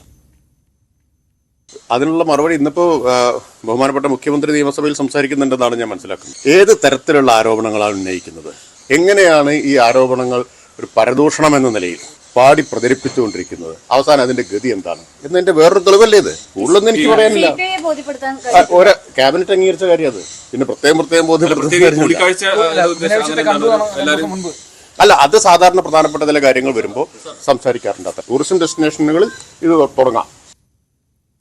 ചേന്ദമംഗലം കൂട്ടക്കൊല കേസിലെ പ്രതി ഋതുവിനെ സംഭവം നടന്ന വീട്ടിലെത്തിച്ച് തെളിവെടുത്തു. ആക്രമിക്കപ്പെട്ട് ചികിത്സയിലുള്ള ജിതിൻ ബോസ് ജീവനോടെ രക്ഷപ്പെട്ടതിൽ നിരാശയെന്നാണ് ഋതുവിന്റെ പ്രതികരണം. ജിതിനെ ലക്ഷ്യമിട്ടായിരുന്നു ആക്രമണം മുഴുവൻ നടത്തിയത്. തലയ്ക്ക് അടിച്ചതിനു പുറമെ കത്തികൊണ്ട് കുത്തിയത് മരണം ഉറപ്പിക്കാനാണെന്നും ഋതു പോലീസിനോട് പറഞ്ഞു. 1 മാസത്തിനുള്ളിൽ അന്വേഷണം പൂർത്തിയാക്കാനാണ് നീക്കമെന്നും പ്രതിക്ക് മാനസികാരോഗ്യ പ്രശ്നങ്ങൾ ഇല്ലെന്നും അന്വേഷണ സംഘത്തലവൻ DYSP S ജയകൃഷ്ണൻ പറഞ്ഞു. മോട്ടീവ് കൃത്യമായിട്ട് മനസ്സിലാക്കിയിട്ടുണ്ട്. അതായത് ഇവർ തമ്മിൽ അയൽവാസികളായിട്ട് ഒരു 3 വർഷമായിട്ട് അവിടെ വിഷയങ്ങളുണ്ട്. ഇവർക്ക് പരസ്പരം അങ്ങോട്ടും ഇങ്ങോട്ടുമുള്ള ആക്ഷേപങ്ങളും ആരോപണങ്ങളും ഇരുകക്ഷികളും നേരത്തെ പല സമയത്തും ഉന്നയിച്ചിട്ടുണ്ട്. അതിൻ്റെ ഭാഗമായിട്ടുണ്ടായ ശത്രുതയാണ്. അത് പലതരത്തിൽ ഇങ്ങനെ ഓരോ സമയത്തുണ്ടായിട്ടുണ്ട്. അപ്പോൾ അത് കാരണമാണ് മനസ്സിലായിട്ടുള്ളത്. അവർ അങ്ങോട്ടും ഇങ്ങോട്ടുമുള്ള ആക്ഷേപങ്ങളും ആരോപണങ്ങളും ഉന്നയിച്ചിരുന്നതായിട്ട് നമുക്ക് മനസ്സിലായിട്ടുണ്ട്. അതിൻ്റെ ഭാഗമായിട്ടുണ്ടായ സംഭവമാണ് എന്നാണ് മനസ്സിലായിട്ടുള്ളത്. ആജ്ഞ രവീന്ദ്രൻ വിവരങ്ങളുമായി. ആജ്ഞ, ആ കൊലപാതകത്തെക്കാൾ ഞെട്ടിക്കുന്നത് ഇപ്പോഴും അയാൾക്കതിൽ തരിമ്പും കുറ്റബോധമില്ല. ഇപ്പോൾ ചികിത്സയിലുള്ള ജിതിൻ കൊല്ലപ്പെടാത്തതിൽ അയാൾക്ക് ദുഃഖമുണ്ട് എന്നൊക്കെ കേൾക്കുമ്പോഴാണ് കൂടുതൽ ഭീതി വരുന്നത്. ഇയാൾക്ക് കൃത്യമായും മാനസികാരോഗ്യ പ്രശ്നങ്ങൾ ഒന്നുമില്ലെന്നും ഇയാൾ ഒരു ക്രിമിനൽ തന്നെയാണെന്നും ഉള്ള നിലപാടിലാണോ പോലീസ് ഉള്ളത്? അതെ ശ്രീജ, കാരണം പോലീസ് വ്യക്തമാക്കിയത് ഇങ്ങനെയാണ്. ഇയാള് മാനസികാരോഗ്യത്തിനല്ല, ലഹരിക്ക് അടിമയായിരുന്നത് കൊണ്ട് അതുമായി ബന്ധപ്പെട്ട ഒരു ഡി അഡിക്ഷൻ സെന്ററിൽ ചികിത്സ തേടിയിരുന്നു. അത് മാത്രമാണ് ഇയാൾക്ക് ഇത്തരം അസ്വാസ്ഥ്യം എന്ന് പറയാൻ, അല്ലെങ്കിൽ ഇത്തരം തരത്തിലുള്ള ഏതെങ്കിലും ചികിത്സ തേടിയിട്ടുണ്ട് എന്ന് പറയാൻ അത് മാത്രമേ ഉള്ളൂ. അല്ലാതെ ഇയാൾക്ക് മാനസികാരോഗ്യ പ്രശ്നങ്ങളൊന്നുമില്ല. നിലവിൽ 3 കൊലപാതകം നടത്തിയ ആളെന്നുള്ള നിലയിൽ ഇത്തരത്തിലുള്ള കൗൺസിലിങ്ങും കളൊക്കെ നടന്നു കഴിഞ്ഞു. ഇത്തരത്തിലുള്ള ആ തരത്തിൽ മാനസികാരോഗ്യ പ്രശ്നങ്ങളുണ്ടോ എന്ന് ഐഡന്റിഫൈ ചെയ്യാനുള്ള, റെക്കഗ്നൈസ് ചെയ്യാനുള്ള പരിശോധനകൾ നടന്നു കഴിഞ്ഞു. പ്രതി പൂർണ്ണമായും അന്വേഷണത്തോട് സഹകരിക്കുന്നു എന്ന് തന്നെയാണ് പോലീസ് അറിയിച്ചത്. പക്ഷേ ഈ പറഞ്ഞതുപോലെ മാനസികാരോഗ്യ പ്രശ്നം കൊണ്ട് അല്ലെങ്കിൽ അതിന്മേലുണ്ടായ അതിന്റെ ഒരു പീക്ക് സ്റ്റേജിലൊന്നും ഈ 3 പേരെയും തല്ലി അടിച്ചു കൊന്ന സാഹചര്യമല്ല ഉണ്ടായത്. ഇത് 3 വർഷമായി ഇവർ 2 കുടുംബങ്ങളും തമ്മിൽ 3 വർഷമായി റിഫ്റ്റുകൾ നിലനിൽക്കുന്നുണ്ട്. അത്തരം വൈരാഗ്യം തനിക്കുണ്ട് എന്ന് ഋതു സുഹൃത്തുക്കളോട് പറഞ്ഞിരുന്നതായും മൊഴി ലഭിച്ചിട്ടുണ്ട്. ഇത് നിരന്തരമായിട്ട് ഇവർ തമ്മിൽ പരസ്പരം ആക്ഷേപം ഉന്നയിക്കുകയും ഏകദേശം എല്ലാ ദിവസവും കുടുംബങ്ങൾ തമ്മിൽ വഴക്കിലേക്ക് പോകുന്ന സാഹചര്യം തന്നെ ആയിരുന്നു ഉണ്ടായിരുന്നത്. അത് ജിതിനെ അവസാനിപ്പിക്കുക എന്നുള്ള ലക്ഷ്യത്തോടു കൂടി തന്നെയാണ് ഋതു ഈ ഒരു ഉദ്യമത്തിന് മുതിർന്നത് എന്ന് തന്നെയാണ് ഋതു പോലീസിനോട് പറഞ്ഞത്. പക്ഷെ ജിതിൻ മരിക്കാത്തതിൽ തനിക്ക് കുറ്റബോധമുണ്ട്, അല്ലെങ്കിൽ ജിതിൻ മരിക്കേണ്ടിയിരുന്നു, അത് നടന്നില്ല, അതിൽ തനിക്ക് വിഷമമുണ്ട് എന്ന് പോലീസുകാരോട് പറഞ്ഞതായും വ്യക്തമാക്കിയിട്ടുണ്ട്. അതേസമയം ഈ അന്വേഷണവുമായി ബന്ധപ്പെട്ട് അടിയന്തരമായി അന്വേഷണം പൂർത്തിയാക്കാനുള്ള നീക്കത്തിൽ തന്നെയാണ് പോലീസ്. അതിന്റെ ശാസ്ത്രീയ തെളിവുകളടക്കം ദൃക്സാക്ഷികളുടെ മൊഴികളടക്കം എല്ലാം ശേഖരിച്ചു കഴിഞ്ഞിട്ടുണ്ട്. മാത്രമല്ല ഈ 1 മാസത്തിനുള്ളിൽ അന്വേഷണം പൂർത്തിയാക്കണം, കുറ്റപത്രം സമർപ്പിക്കണം എന്ന് അടിയന്തരമായി ഈ കാര്യത്തിൽ നീക്കുപോക്ക് ഉണ്ടാകണം എന്ന് തന്നെയാണ് നിർദ്ദേശം. അതുകൊണ്ട് തന്നെ വളരെ വേഗം ഈ കേസിൽ കുറ്റപത്രം സമർപ്പിക്കുന്ന സാഹചര്യത്തിലേക്ക് പോകുമെന്ന് തന്നെയാണ് അന്വേഷണ തലവൻ ഡിവൈഎസ്പി എസ് ജയകൃഷ്ണൻ നമ്മളോട് പറഞ്ഞത്. അങ്ങനെയാണ് ഈ ഒരു നാളെ കസ്റ്റഡി കാലാവധി അവസാനിക്കുകയാണ്. അതുകൊണ്ട് തുടർ കസ്റ്റഡിക്ക് സാഹചര്യമില്ല, അല്ലെങ്കിൽ അതിന്റെ ആവശ്യമില്ല. നിലവിൽ ഋതുവുമായുള്ള തെളിവെടുപ്പ് നടന്നു കഴിഞ്ഞു. ഇന്ന് രാവിലെ ചന്ദമംഗലത്തെ കൂട്ടക്കൊലപാതകം നടന്ന വീട്ടിലെത്തിച്ച് തെളിവെടുപ്പ് നടത്തിയിട്ടുണ്ട്. അതുമായി ബന്ധപ്പെട്ടുള്ള ഇനിയുള്ളത് ഐഡന്റിഫിക്കേഷൻ പരേഡാണ്. മാത്രമല്ല ഈ ജിതിൻ ബോസിന്റെ ആരോഗ്യനില സ്റ്റേബിൾ ആകുന്നതോടുകൂടി അയാളുടെ മൊഴിയെടുപ്പ് കൂടി ഉണ്ടാകും. ആ മൊഴിയുടെ അടിസ്ഥാനത്തിൽ കൂടിയായിരിക്കും കുറ്റപത്രം സമർപ്പിക്കുകയെന്നും ഡിവൈഎസ്പി പറഞ്ഞിട്ടുണ്ട്. ശ്രീജ. ശരി, ആജ്ഞ രവീന്ദ്രനാണ് വിവരങ്ങൾ നൽകിയത് കൊച്ചിയിൽ നിന്ന്. വയനാട്ടിൽ DCC ട്രഷറർ NM വിജയന്റെ ആത്മഹത്യയിൽ സുൽത്താൻ ബത്തേരി MLA IC ബാലകൃഷ്ണൻ ഇന്ന് ചോദ്യം ചെയ്യലിന് ഹാജരാകും. സുൽത്താൻ ബത്തേരി ഡിവൈഎസ്പിയുടെ നേതൃത്വത്തിലുള്ള പ്രത്യേക അന്വേഷണ സംഘത്തിന് മുന്നിലാണ് MLA ഹാജരാവുന്നത്. DCC പ്രസിഡന്റ് ND അപ്പച്ചൻ, മുൻ കോൺഗ്രസ് നേതാവ് KK ഗോപിനാഥൻ എന്നിവരെ 3 ദിവസം ചോദ്യം ചെയ്തിരുന്നു. കോടതി മുൻകൂർ ജാമ്യം അനുവദിച്ചിരുന്നതിനാൽ ഇരുവരുടെയും അറസ്റ്റ് രേഖപ്പെടുത്തി വിട്ടയച്ചു. ആത്മഹത്യാ പ്രേരണ കുറ്റമാണ് 3 പേർക്കുമെതിരെ ചുമത്തിയിരിക്കുന്നത്. മുനമ്പം ഭൂമി തർക്കം പരിഹരിക്കാൻ സർക്കാർ നിയോഗിച്ച ജുഡീഷ്യൽ കമ്മീഷന്റെ ഹിയറിംഗ് ഇന്ന് അവസാനിക്കും. രാവിലെ 10:30 കാക്കനാട് കളക്ടറേറ്റിലാണ് ഹിയറിംഗ് നടക്കുക. വഖഫ് ബോർഡിന്റെയും മുനമ്പം ഭൂസംരക്ഷണ സമിതിയുടെയും പ്രതിനിധികൾ കമ്മീഷന് മുൻപാകെ ഹാജരാകും. അതേസമയം റവന്യൂ അവകാശങ്ങൾ പുനഃസ്ഥാപിച്ചു കിട്ടാൻ തിരുവനന്തപുരത്തേക്ക് പദയാത്ര ഉൾപ്പെടെയുള്ള സമര പരിപാടികൾ സംഘടിപ്പിക്കാൻ ഒരുങ്ങുകയാണ് മുനമ്പം നിവാസികൾ.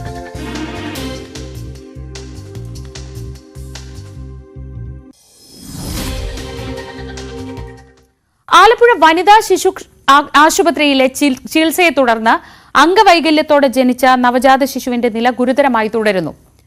തിരുവനന്തപുരം SCT ആശുപത്രിയിലാണ് ഇപ്പോൾ വെന്റിലേറ്ററിൽ കുഞ്ഞുള്ളത്. ആന്തരിക അവയവങ്ങൾക്ക് അണുബാധയും നീർക്കെട്ടുമുണ്ട്. അടിയന്തര ശസ്ത്രക്രിയയ്ക്കും കുട്ടിയെ വിധേയനാക്കി. ആരോഗ്യവകുപ്പിന്റെ പ്രത്യേക നിർദ്ദേശാനുസരണമാണ് കുഞ്ഞിനെ വിദഗ്ധ ചികിത്സക്കായി ആലപ്പുഴ മെഡിക്കൽ കോളേജിൽ നിന്നും തിരുവനന്തപുരം SAT-യിലേക്ക് മാറ്റിയത്. SAT-യിലെത്തി 7 ദിവസം പിന്നിടുമ്പോഴും ശ്വാസകോശത്തിന്റെ അണുബാധ ഗുരുതരമായി തുടരുകയാണ്. വെന്റിലേറ്റർ ട്യൂബ് പ്രവേശിച്ച ഭാഗങ്ങളിൽ നീർക്കെട്ടും രക്തസ്രാവവും കൂടി ആരംഭിച്ചതോടെ സാഹചര്യം കൂടുതൽ ഗുരുതരമായി. മരുന്നുകൾ കൈഞ്ഞരമ്പിലൂടെ കുത്തിവെക്കാൻ കഴിയാതായതോടെ ശസ്ത്രക്രിയയ്ക്ക് വിധേയമാക്കേണ്ടി വന്നു. കാലിന്റെ തുടഭാഗത്തു കൂടിയാണ് ഇപ്പോൾ മരുന്ന് ഉള്ളിലേക്ക് നൽകിക്കൊണ്ടിരിക്കുന്നത്. ശരീരം മുഴുവൻ നീരിവച്ച അവസ്ഥയിലാണ് കുഞ്ഞ്. 2.5 മാസം മുമ്പാണ് ആലപ്പുഴ സക്രിയാബസർ സ്വദേശികളായ അനീഷ് സുറുമി ദമ്പതികൾക്ക് വൈകല്യത്തോടെയുള്ള കുഞ്ഞ് ജനിക്കുന്നത്. സുറുമി പ്രസവകാലത്ത് ചികിത്സ സ്വീകരിച്ചിരുന്നത് ആലപ്പുഴ വനിതാ ശിശു ആശുപത്രിയിൽ നിന്നായിരുന്നു. ഗുരുതര അംഗവൈകല്യം കുഞ്ഞിനുണ്ടായിട്ടും ഗർഭകാല സ്കാനിംഗിൽ ഒരിക്കൽ പോലും തിരിച്ചറിയാതിരുന്നത് സ്കാനിംഗ് സെന്ററുകളുടെയും ഡോക്ടർമാരുടെയും വലിയ വീഴ്ചയായി കണ്ടെത്തിയിരുന്നു. സംഭവത്തിൽ സൗത്ത് പോലീസിന്റെ അന്വേഷണം നടക്കുകയാണ്. കേസിൽ പ്രതികളായ 4 ഡോക്ടർമാർക്കെതിരെ ആരോഗ്യവകുപ്പ് ഒരു നടപടിയും സ്വീകരിക്കാതിരിക്കുമ്പോൾ നവജാത ശിശുവും കുടുംബവും കടുത്ത യാതനകളിലൂടെയാണ് കടന്നു പോകുന്നത്. ന്യൂസ് 18 ആലപ്പുഴ. കൂത്താട്ടുകുളത്ത് കൌൺസിലറെ തട്ടിക്കൊണ്ടുപോയ സംഭവത്തിൽ CPM വീണ്ടും പ്രതിരോധത്തിൽ. പാർട്ടി നേതാവായ സണ്ണി കുര്യാക്കോസിനെതിരെ കലാരാജു CPM നേതൃത്വത്തിന് നൽകിയ പരാതിയുടെ പകർപ്പ് പുറത്തുവന്നു. CPM ജില്ലാ സെക്രട്ടറിക്കും സംസ്ഥാന സെക്രട്ടറിക്കും നൽകിയ പരാതിയിലാണ് നഗരസഭാ വൈസ് ചെയർമാനും പാർട്ടി ഏരിയ കമ്മിറ്റി അംഗവുമായ സണ്ണി കുര്യാക്കോസിനെതിരെ പരാമർശമുള്ളത്. ആജ്ഞ രവീന്ദ്രൻ വിവരങ്ങളുമായി. ആജ്ഞ, ഇതിപ്പോ ഒരു ദിവസം LDF സ്കോർ ചെയ്യുന്നു, അടുത്ത ദിവസം UDF പുറത്തുവിടുന്ന മറ്റു ചില തെളിവുകൾ പുറത്തുവിടുന്നു, അതിനടുത്ത ദിവസം അതിനെ പ്രതിരോധിക്കാൻ അങ്ങനെ ഓരോ ദിവസവും സംഭവ ബഹുലമായി പോവുകയാണ് കൂത്താട്ടുകുളത്തെ പ്രശ്നങ്ങൾ. അതിനിടയിലാണ് ഇപ്പോൾ സണ്ണി കുര്യാക്കോസിനെതിരെയുള്ള കലാരാജുവിന്റെ പരാമർശമടങ്ങിയ കത്ത് പുറത്തു വരുന്നത്. എന്താണ് ഈ കത്തിൽ പറയുന്നത്?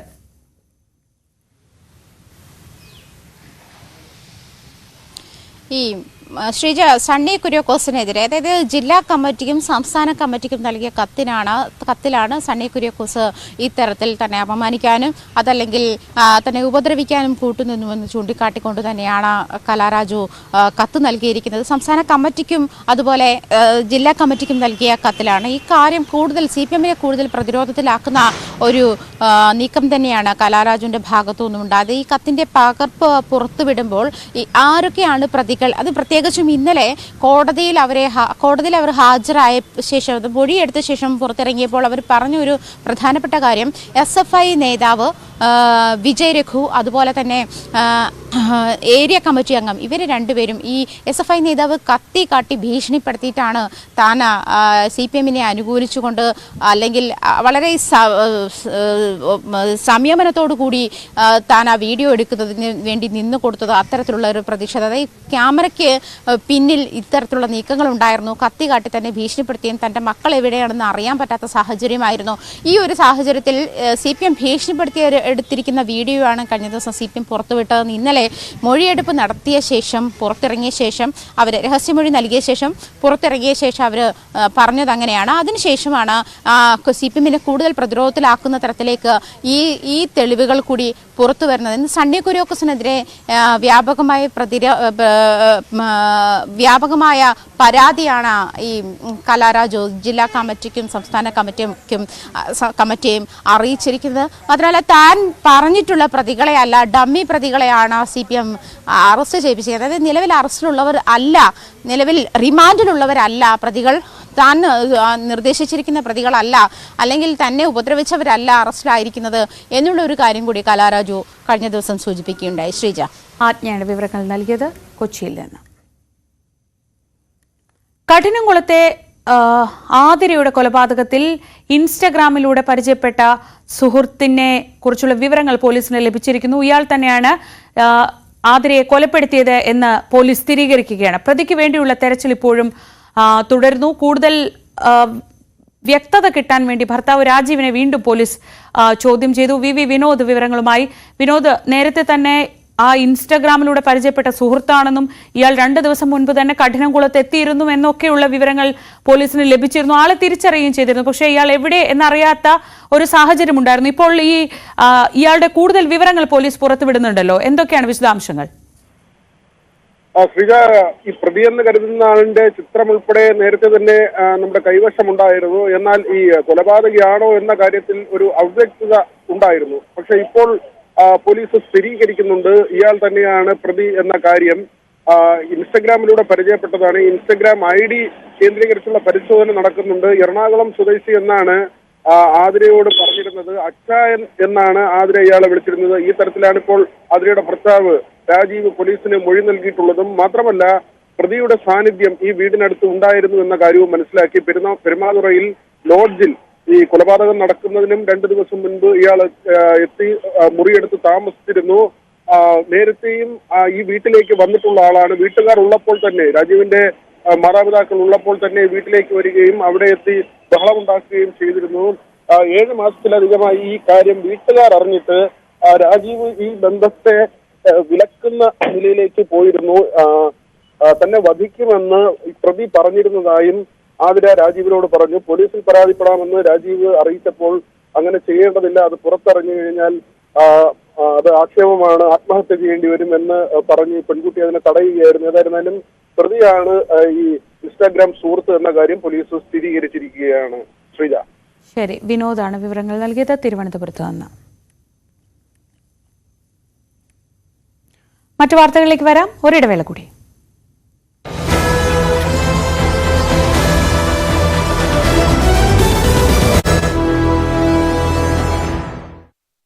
ഇന്നലെ രാവിലെ മുതൽ ഉച്ചവരേക്കും ദൗത്യം ഏതാണ്ട് വിജയകരമായ സാഹചര്യം തന്നെയായിരുന്നു. ഞാനിപ്പോൾ നിൽക്കുന്ന ഈ ചാലക്കുടി പുഴയുടെ മറുവശത്തുള്ള ആ തുരുത്തിലായിരുന്നു ആന ഉണ്ടായിരുന്നത്. നമ്മൾ ഇന്നലെ രാവിലെ ദൃശ്യങ്ങളെല്ലാം നൽകിയിരുന്നത് ആ മറുവശത്ത് നിൽക്കുന്ന തുരുത്തിൽ നിൽക്കുന്ന ആനയുടേതായിരുന്നു. എന്നാൽ അവിടെ നിന്ന് ആനയെ മയക്കുവെടി വയ്ക്കാൻ കുറേ കൂടി അനുയോജ്യമായ റബ്ബർ പ്ലാന്റേഷൻ മേഖലകളിലേക്ക് എത്തിക്കാനുള്ള ശ്രമമായിരുന്നു വനംവകുപ്പിൻ്റെ ഭാഗത്തുണ്ടായിരുന്നത്. പടക്കം പൊട്ടിച്ചും റബ്ബർ ബുള്ളറ്റ് ഉതിർത്തുമൊക്കെ അതിൻ്റെ പരിശ്രമങ്ങൾ നടന്നിരുന്നു.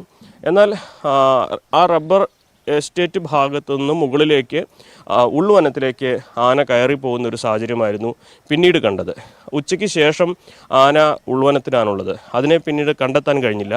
ഇന്നലെ വൈകുന്നേരം ഡ്രോൺ ഉപയോഗിച്ച് പരിശോധിച്ചു. ഇന്ന് ഈ സമയം വരേക്കും വാച്ചർമാരും അതുപോലെ വനംവകുപ്പ് ഉദ്യോഗസ്ഥർ ഈ മേഖലയെക്കുറിച്ച് അറിയുന്നവരൊക്കെ നിശ്ചയിച്ച മേഖലകൾ കേന്ദ്രീകരിച്ച് 4 സംഘമായിട്ടാണ് ഈ പരിശോധന നടക്കുന്നത്. ഓരോ മേഖലകൾ കേന്ദ്രീകരിച്ച് തെരച്ചിൽ നടത്തിക്കൊണ്ടിരിക്കുകയാണ്. ഈ സമയം വരേക്കും ഈ ആനയെ കണ്ടെത്താനായിട്ടില്ല എന്നാണ് വനംവകുപ്പിൽ നിന്ന് നമുക്ക് അറിയാൻ കഴിയുന്ന വിവരം. രാവിലെ 6 മണിക്ക് മുമ്പ് തന്നെ ഡോക്ടർ അരുൺ ചക്രയുടെ നേതൃത്വത്തിലുള്ള സംഘം ഈ ഒരു മേഖലയിൽ മിഷൻ ദൗത്യം ആരംഭിച്ചിരുന്നു. ഇന്നലത്തെ ഒരു വീഴ്ച വന്നത് ഈ ആളുകളുടെ സാന്നിധ്യം കൂടുതലായുണ്ടായത് ഈ ഒരു മിഷന് തടസ്സമാവുന്ന സാഹചര്യം തീർത്തു എന്നൊരു വിലയിരുത്തലാണ് വനം വകുപ്പിനുള്ളത്.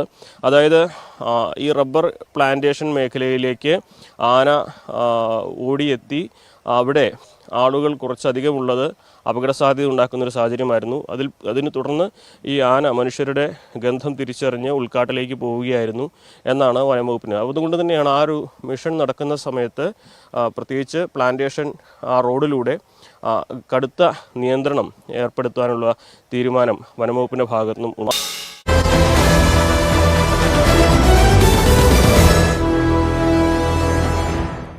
അയോധ്യ രാമക്ഷേത്രത്തിലെ പ്രാണപ്രതിഷ്ഠയുടെ 1ാം വാർഷിക ദിനമാണിന്ന്. അയോധ്യയിലേക്ക് തീർത്ഥാടക പ്രവാഹം തുടരുകയാണ്. നഗരത്തിന്റെ മുഖച്ഛായ തന്നെ മാറ്റിയ ഒരു വർഷമാണ് കടന്നുപോകുന്നത്. മാറിയ അയോധ്യയുടെയും തീർത്ഥാടക പ്രവാഹത്തിന്റെയും വിശേഷങ്ങളാണ് ഇനി നമ്മൾ കാണാൻ പോകുന്നത്. വലിയ കനത്ത സുരക്ഷയിലാണ് അയോധ്യ എന്നുള്ളതാണ്. ഈ പകല് വലിയ തിരക്കൊക്കെ വന്നു കഴിഞ്ഞാൽ പിന്നെ വാഹനങ്ങളൊന്നും ഇങ്ങോട്ടേക്ക് കയറ്റിവിടില്ല. അത് വളരെ പ്രധാനമായ കാര്യമാണ്. സാധാരണ വാഹനങ്ങൾ കടത്തിവിടില്ല, അല്ലെങ്കിൽ പ്രത്യേക പാസുള്ള വാഹനങ്ങൾ മാത്രമാണ് കടത്തിവിടുക.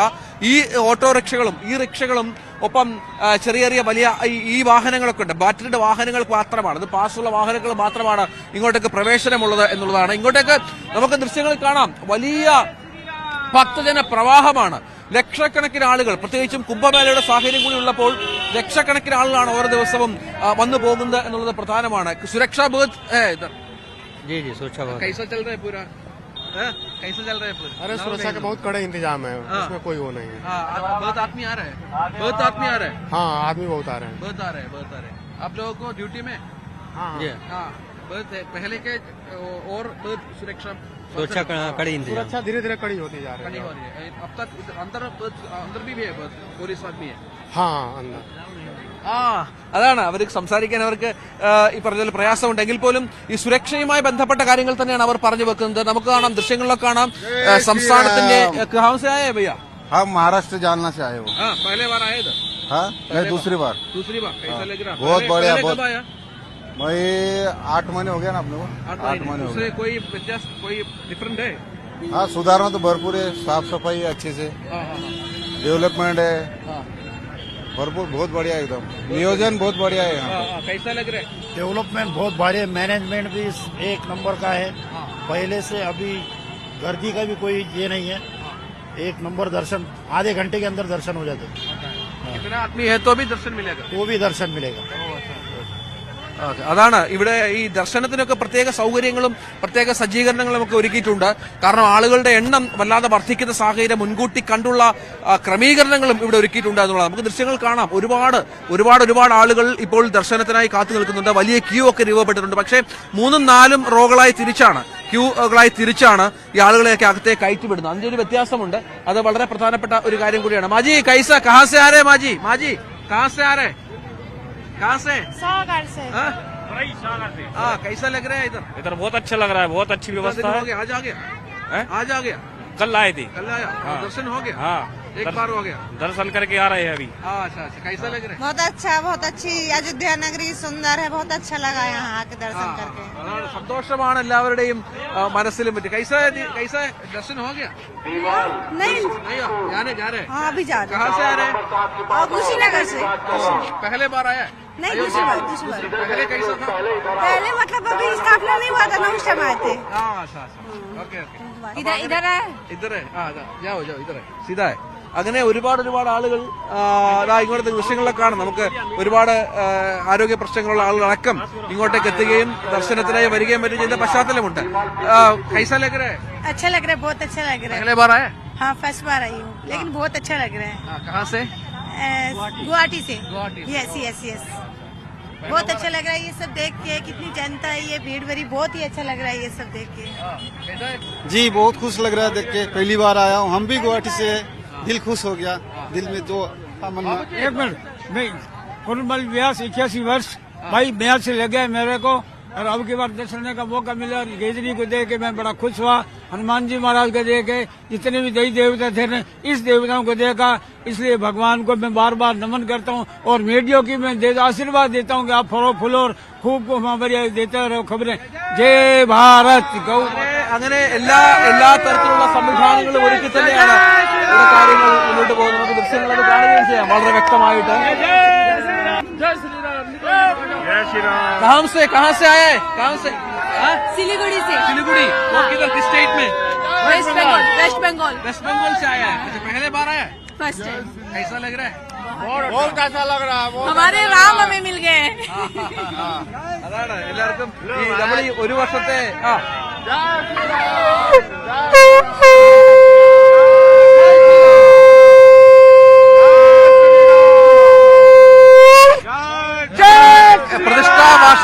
പ്രതിഷ്ഠാ വാർഷികത്തിനും ഒരുപാട് ആഘോഷ പരിപാടികൾ പ്രതീക്ഷിക്കുന്നുണ്ട്. വലിയ തിരക്ക് പ്രതീക്ഷിക്കുന്നുണ്ട്. അതിനനുസരിച്ചുള്ള എല്ലാ സംവിധാനങ്ങളും ഇവിടെ തയ്യാറാണ്. സർക്കാരിന്റെ ഭാഗത്തു നിന്നായാലും പോലീസിന്റെ ഭാഗത്തു നിന്നായാലും ഒക്കെയുള്ള ഒരുപാട് ക്രമീകരണങ്ങൾ ഇവിടെ ഒരുക്കിയിട്ടുണ്ടെന്നുള്ളതാണ്. നമുക്കിപ്പോഴും ദൃശ്യങ്ങൾ കാണാം. എത്ര ജനങ്ങളാണ് ഇങ്ങോട്ടേക്ക് പ്രവഹിക്കുന്നത്. രാംലല്ലയെ കാണാനും അനുഗ്രഹം വാങ്ങാനും മറ്റുമായി. പ്രശാന്ത് മംഗലശ്ശേരിക്കൊപ്പം രഞ്ജിത് രാമേന്ദ്രൻ, അയോധ്യ. അയോധ്യയിലെ വികസന വഴിയിൽ പ്രധാനപ്പെട്ട ഒരു കാഴ്ചയാണ് ഇലക്ട്രിക് വാഹനങ്ങൾ. പൊതുഗതാഗതം പൂർണ്ണമായും ഇലക്ട്രിക് സർവീസിലേക്ക് മാറിക്കഴിഞ്ഞു. ഇവിടെ 10 രൂപയ്ക്ക് അയോധ്യ നഗരത്തിൽ എവിടെയും നിങ്ങൾക്ക് സഞ്ചരിക്കാം. രാവിലെ 8 മുതൽ രാത്രി 8 മണി വരെ ബൈക്കുകൾ ഒഴിച്ചുള്ള സ്വകാര്യ വാഹനങ്ങൾക്ക് രാംപത്തിൽ പ്രവേശനമില്ല. നഗരത്തിന്റെ പുറത്തുനിന്ന് വരുന്നവർക്ക് പൂർണ്ണമായും ആശ്രയം ഇലക്ട്രിക് വാഹനങ്ങൾ, ഇലക്ട്രിക് ഓട്ടോകളും പിന്നെ ഇലക്ട്രിക് ബസ്സുകളും. ക്ഷേത്ര നഗരിയിലുള്ള 6 കിലോമീറ്റർ ഈ വാഹനങ്ങൾക്ക് മാത്രമാണ് അനുമതി. ഈ റിക്ഷ भी है ना जी, कोई अलग गाड़ी नहीं भेजता? नहीं आता है सर. आता है. जब टाइमिंग होता है खुला रहता है, भीड़ भाड़ कम रहता है तो आता है. लेकिन टाइमिंग कब है अलग गाड़ी के? टाइमिंग का कोई क्लियर नहीं रहता. जब भी भीड़ बढ़ जाता है जब भी बंद कर देते हैं. बंद करता है. कितना ये रश है इधर?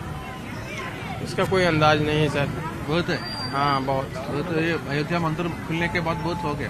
हाँ, मंदिर प्राण प्रतिष्ठा होने के बाद में बहुत सारे हो गए. बहुत सारे हो गए. रिक्शा बहुत कम चलता है. जैसे कोई आता है रिक्शा बंद कर देते हैं, वो वाला रिक्शा चलाते हैं. अलग गाड़ी नहीं इलेक्ट्रा वही चलती है.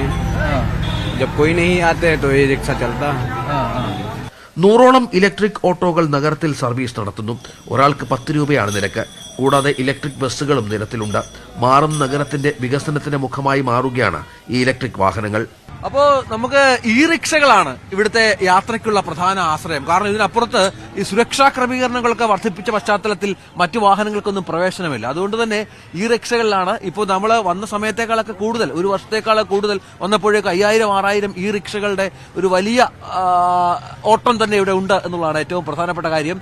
ഏതായാലും ഈ റിക്ഷകളിലൂടെ സഞ്ചരിച്ചാണ് രാമക്ഷേത്രത്തിലേക്ക് എത്താനുള്ള എല്ലാ സൗകര്യങ്ങളും ഇപ്പോൾ ഒരുക്കിയിരിക്കുന്നത്. പ്രശാന്തിനൊപ്പം രഞ്ജിത് രാമേന്ദ്രൻ, അയോധ്യ.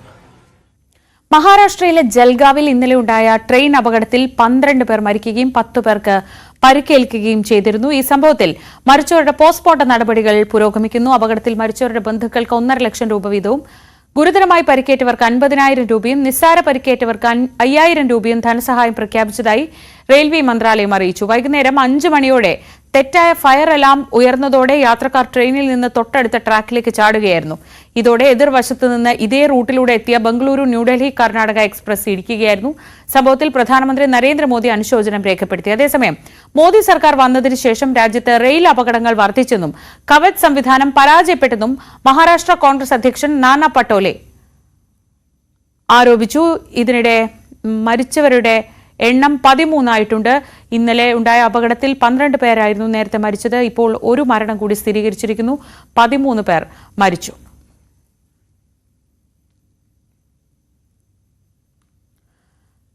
കഠിനംകുളം കൊലപാതക കേസിൽ പ്രതിയെ തിരിച്ചറിഞ്ഞു. യുവതിയുടെ സുഹൃത്തും കൊല്ലം ദളവാപുരം സ്വദേശിയുമായ ജോൺസൺ ആണ് കൃത്യം നടത്തിയതെന്ന പോലീസിന് തെളിവ് ലഭിച്ചു. 1 വർഷമായി ഇരുവരും അടുപ്പത്തിലായിരുന്നു. ഇവർ തമ്മിൽ സാമ്പത്തിക ഇടപാടുകളും ഉണ്ടായിരുന്നു. വി വിനോദ് വിവരങ്ങളുമായി. വിനോദ്, അല്പം മുൻപ് നമ്മൾ സംസാരിച്ചപ്പോൾ ഇക്കാര്യങ്ങളൊക്കെ പറഞ്ഞിരുന്നു. ഇപ്പോൾ ഇതാ കൂടുതൽ വിവരങ്ങൾ വരുന്നു. ഇവർ തമ്മിലുള്ള പ്രശ്നങ്ങൾ എന്തായിരുന്നു എന്നതിലേക്ക് വിരൽ ചൂണ്ടുന്ന വിവരങ്ങളാണോ ഇത്? ശ്രീജ, ഇപ്പോൾ പ്രതി ഈ ഇൻസ്റ്റാഗ്രാം സുഹൃത്താണെന്നുള്ളത് പോലീസ് തിരിച്ചറിഞ്ഞിരിക്കുന്നു. കൊല്ലം സ്വദേശി ജോൺസൺ എന്ന വിവരമാണ് ലഭിക്കുന്നത്. അതോടൊപ്പം തന്നെ 1 വർഷമായി ഇരുവരും തമ്മിൽ ഈ ഇൻസ്റ്റാഗ്രാം സോഷ്യൽ മീഡിയ വഴിയുള്ള പരിചയമുണ്ടായിരുന്നു. സാമ്പത്തിക ഇടപാടുകൾ ഉണ്ടായിരുന്നു.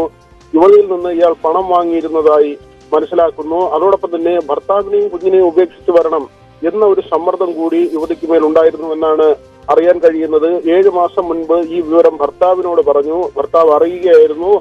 തുടർന്ന് ഈ ബന്ധം ഉപേക്ഷിക്കണമെന്ന് പറഞ്ഞെങ്കിലും ഇരുവരും ബന്ധം തുടർന്നു. ഇതിനിടെയാണ് ഒരാഴ്ച മുൻപ് ഈ വധഭീഷണി ഉണ്ടാകുന്നത്, കൊല്ലുമെന്നുള്ള ഭീഷണി ഉണ്ടാകുന്നത്. ഈ കാര്യം ആതിര ഭർത്താവ് രാജീവിനോട് പറഞ്ഞിരുന്നു. പോലീസിൽ പരാതിപ്പെടാമെന്ന് രാജീവ് അറിയിച്ചെങ്കിലും അത് അപമാനമാകും, നാട്ടുകാർ അറിഞ്ഞാൽ അത് ക്ഷീണമാകും, ആത്മഹത്യ ചെയ്യേണ്ടി വരും എന്ന കാര്യം പറഞ്ഞ് രാജീവിനെ അതിൽ നിന്ന് പിന്തിരിപ്പിക്കുകയും ചെയ്തു.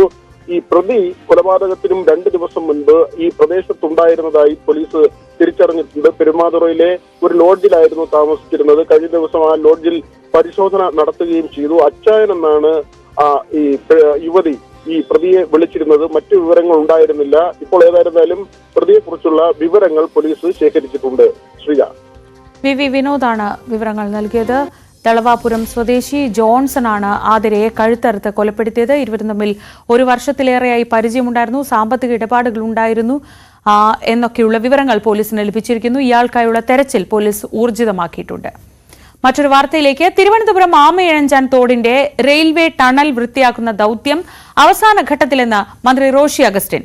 ടണലിന് പുറത്ത് ശേഷിക്കുന്ന 65 മീറ്റർ 1 മാസത്തിനുള്ളിൽ പൂർത്തിയാക്കാൻ കഴിയുമെന്നാണ് പ്രതീക്ഷയെന്നും സ്ഥലം സന്ദർശിച്ച ശേഷം മന്ത്രി പറഞ്ഞു. ആമിഴഞ്ചാൻ തോട്ടിൽ വീണ് ജോയ് എന്ന ശുചീകരണ തൊഴിലാളി മുങ്ങി മരിച്ചതോടെയാണ് മാലിന്യ നീക്കം വേഗത്തിലായത്. കഴിഞ്ഞ ഒക്ടോബറിലാണ് ശുചീകരണം ആരംഭിച്ചത്. ഇടയ്ക്കിടെ പെയ്ത മഴ തടസ്സം സൃഷ്ടിച്ചെങ്കിലും കഴിഞ്ഞയാഴ്ചയോടെ ടണലിനടിയിലെ മാലിന്യം ഏറെക്കുറെ നീക്കി. റെയിൽവേ ടണലിന് അടിയിലൂടെയുള്ള തോടിന്റെ 117 മീറ്ററിൽ 1200 ഘനമീറ്റർ മാലിന്യമാണ് നീക്കം ചെയ്തത്. ഫെൻസിംഗ് അടക്കം ബാക്കിയുള്ള പ്രവർത്തനങ്ങൾ ഉടൻ തന്നെ ആരംഭിക്കുമെന്നും മന്ത്രി അറിയിച്ചു. വെള്ളപ്പൊക്ക ലഘൂകരണ പദ്ധതിയിൽപ്പെടുത്തി അതിന് ഫിനാൻസ് ഡിപ്പാർട്ട്മെന്റ് അനുമതി തരികയാണ്. അതിന്റെ ഭാഗമായി റെയിൽവേ ട്രാക്കിനടിയിലുള്ള ഏതാണ്ട് 117 മീറ്റർ നീളത്തിൽ 1200 ഘനമീറ്റർ എക്കലും ചെളിയും മണ്ണുമെല്ലാം മാറ്റപ്പെട്ടു. അതിന്റെ വെളിയിൽ ഏതാണ്ട് 65 മീറ്ററോളം വരുന്ന സ്ഥലത്ത് 1300 ഘനമീറ്ററോളം വരുന്ന അഴുക്ക് ചാലിൽ പെട്ടിട്ടുള്ള ചെളിയും വെക്കലുമെല്ലാം പൂർണ്ണമായി നീക്കുന്നതിനുള്ള നടപടികൾ വരുന്ന ഏതാനും ദിവസങ്ങൾ കൊണ്ട് പൂർത്തീകരിക്കും. 63 ലക്ഷം മുടക്കി ജലസേചന വകുപ്പ് നടത്തിയ ഡീസിൽറ്റേഷൻ അടക്കമുള്ള പ്രവർത്തികളാണ് ജലസേചന വകുപ്പിന്റെ നേതൃത്വത്തിൽ പൂർത്തീകരിച്ചു വരുന്നത്. നഗര വെള്ളപ്പൊക്ക ലഘൂകരണ പദ്ധതിയിൽ നിന്ന് പണം ചെലവാക്കിയാണ് പ്രവൃത്തി നടപ്പാക്കുന്നത്. അതേസമയം റെയിൽവേയുടെ ഭാഗത്തുനിന്ന് യാതൊരുവിധ സഹകരണവും ഉണ്ടായിട്ടില്ലെന്നും മന്ത്രി ആരോപിച്ചു. അതിന്റെ പ്രവർത്തികളുമായി ബന്ധപ്പെട്ടിട്ട് നടന്ന പ്രവൃത്തിയിൽ ഒരു ശുചീകരണ തൊഴിലാളിയുടെ മരണമുണ്ടായി എന്നുള്ളത് എല്ലാവർക്കും അറിയാം. അതിനെ തുടർന്നാണ് ഇത്തരം കാര്യങ്ങളിൽ ഇതിന്റെ പ്രവർത്തനങ്ങളിലൊക്കെ ഗതിവേഗം കൂട്ടുന്നതിന് ആവശ്യമായ നടപടി സ്വീകരിച്ചത്. അങ്ങനെ വന്ന സന്ദർഭത്തിൽ ഇതിനാവശ്യമായ ഫണ്ട് കണ്ടെത്തുക എന്നുള്ളതായിരുന്നു ആദ്യപടി. റെയിൽവേ അക്കാര്യത്തിൽ പൂർണ്ണമായൊരു സഹകരണം നൽകാൻ തയ്യാറായില്ല. ആമയിഴഞ്ചാൻ തോട്ടിൽ സംരക്ഷണ ഭിത്തി കെട്ടുന്നതിന് 12 കോടി രൂപയുടെ ഭരണാനുമതിയാണ് നൽകിയത്.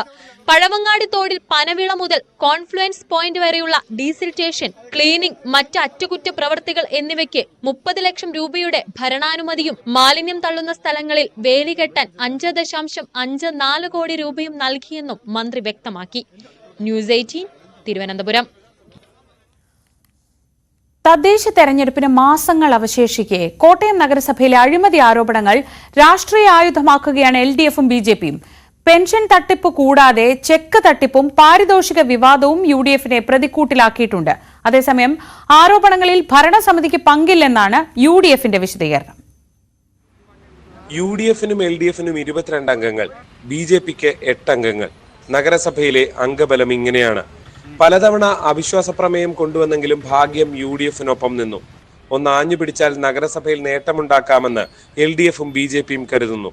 ഇതോടെയാണ് തെരഞ്ഞെടുപ്പിന് മാസങ്ങൾ ശേഷിക്കെ വീണുകിട്ടിയ ആയുധങ്ങൾ പരമാവധി ഉപയോഗിച്ച് നേട്ടം കൊയ്യാൻ LDF-ഉം BJP-യും ശ്രമിക്കുന്നത്.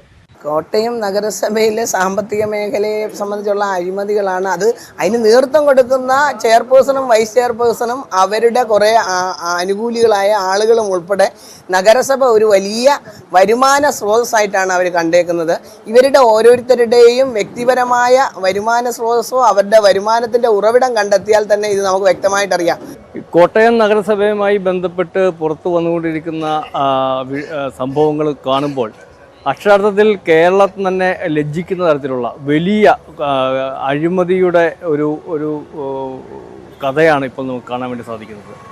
പല സംസ്ഥാനങ്ങളിലും നമ്മൾ കേട്ട് അറിവുള്ള അഴിമതിയുടെ തുകയുടെ അത്രയും ഈ കോട്ടയം മുനിസിപ്പാലിറ്റിയിൽ ഇപ്പോൾ 211 കോടി രൂപയുടെ വെട്ടിപ്പ് എന്നൊക്കെ പറയുമ്പോൾ അതിനെ ഇത്ര വലിയ രീതിയിൽ ഈ അഴിമതിയിലേക്ക് പോകാൻ വേണ്ടിയിട്ടുള്ള സാഹചര്യം ഉണ്ടാക്കി കൊടുത്തത് ആരാണ് എന്ന വിഷയം ഉൾപ്പെടെ ചർച്ച ചെയ്യണമെന്നാണ് BJP ആഗ്രഹിക്കുന്നത്.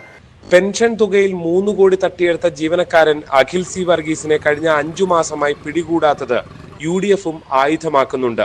ഇടത് സംഘടനാ നേതാവായ നഗരസഭാ സെക്രട്ടറിക്ക് വീഴ്ച പറ്റിയതും UDF ചൂണ്ടിക്കാട്ടുന്നു. ചെക്ക് ഡ്രാഫ്റ്റ് ഇനങ്ങളിൽ നഗരസഭയ്ക്ക് കിട്ടേണ്ട 211 കോടി രൂപയുടെ കുറവുണ്ടായെന്നാണ് CPM ഉന്നയിച്ച പുതിയ ആരോപണം. ഇത് കൂടാതെയാണ് ബജറ്റ് ദിനത്തിൽ അംഗങ്ങൾക്ക് വിതരണം ചെയ്യുന്ന പാരിതോഷികത്തിൽ അഴിമതി ആരോപണം ഉയർന്നതോടെ വിജിലൻസ് അന്വേഷണം പ്രഖ്യാപിച്ചത്. ഏതായാലും ആരോപണ പ്രത്യാരോപണങ്ങളും സമരങ്ങളും ഇനിയുള്ള മാസങ്ങളിൽ കടുക്കുമെന്ന സൂചനയാണ് കോട്ടയത്ത് ഉയരുന്നത്. G. ശ്രീജിത്ത്, News 18 കോട്ടയം. അപ്പോൾ രാവിലെയുടെ സമയം ഏതാണ്ട് പൂർണ്ണമാവുകയാണ്. ഇന്നത്തെ ദിവസം എന്തായാലും വാർത്തകളിൽ നിറഞ്ഞു നിൽക്കാൻ പോകുന്നത് ആനക്കാര്യമാണ്. അത് അതിരപ്പള്ളിയിലെ ആനയായാലും ഊർങ്ങാട്ടിരിയിലെ ആനയായാലും ഒപ്പം നിയമസഭയിലെത്തുന്ന ആനയായാലും നിയമസഭയിൽ നിന്ന് മുഖ്യമന്ത്രിയുടെ പ്രധാനപ്പെട്ട മറുപടികൾ നമ്മൾ പ്രതീക്ഷിക്കുന്നുണ്ട്. അങ്ങനെ തിരക്കേറിയ വാർത്താ സമയത്തിലേക്ക് കടക്കുന്നു. ന്യൂസ് ട്രെൻഡ്സുമായി രഞ്ജിത് രാമചന്ദ്രൻ ചേരും ഇടവേളയ്ക്ക് ശേഷം. എല്ലാ പ്രേക്ഷകർക്കും ഒരു നല്ല ദിവസം ആശംസിച്ച് നിർത്തുന്നു.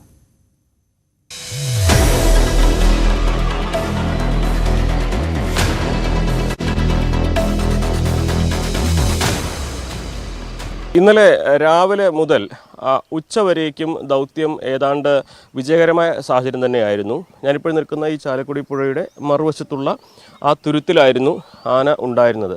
നമ്മൾ ഇന്നലെ രാവിലെ ദൃശ്യങ്ങളെല്ലാം നൽകിയിരുന്നത് ആ മറുവശത്ത് നിൽക്കുന്ന തുരുത്തിൽ നിൽക്കുന്ന ആനയുടേതായിരുന്നു.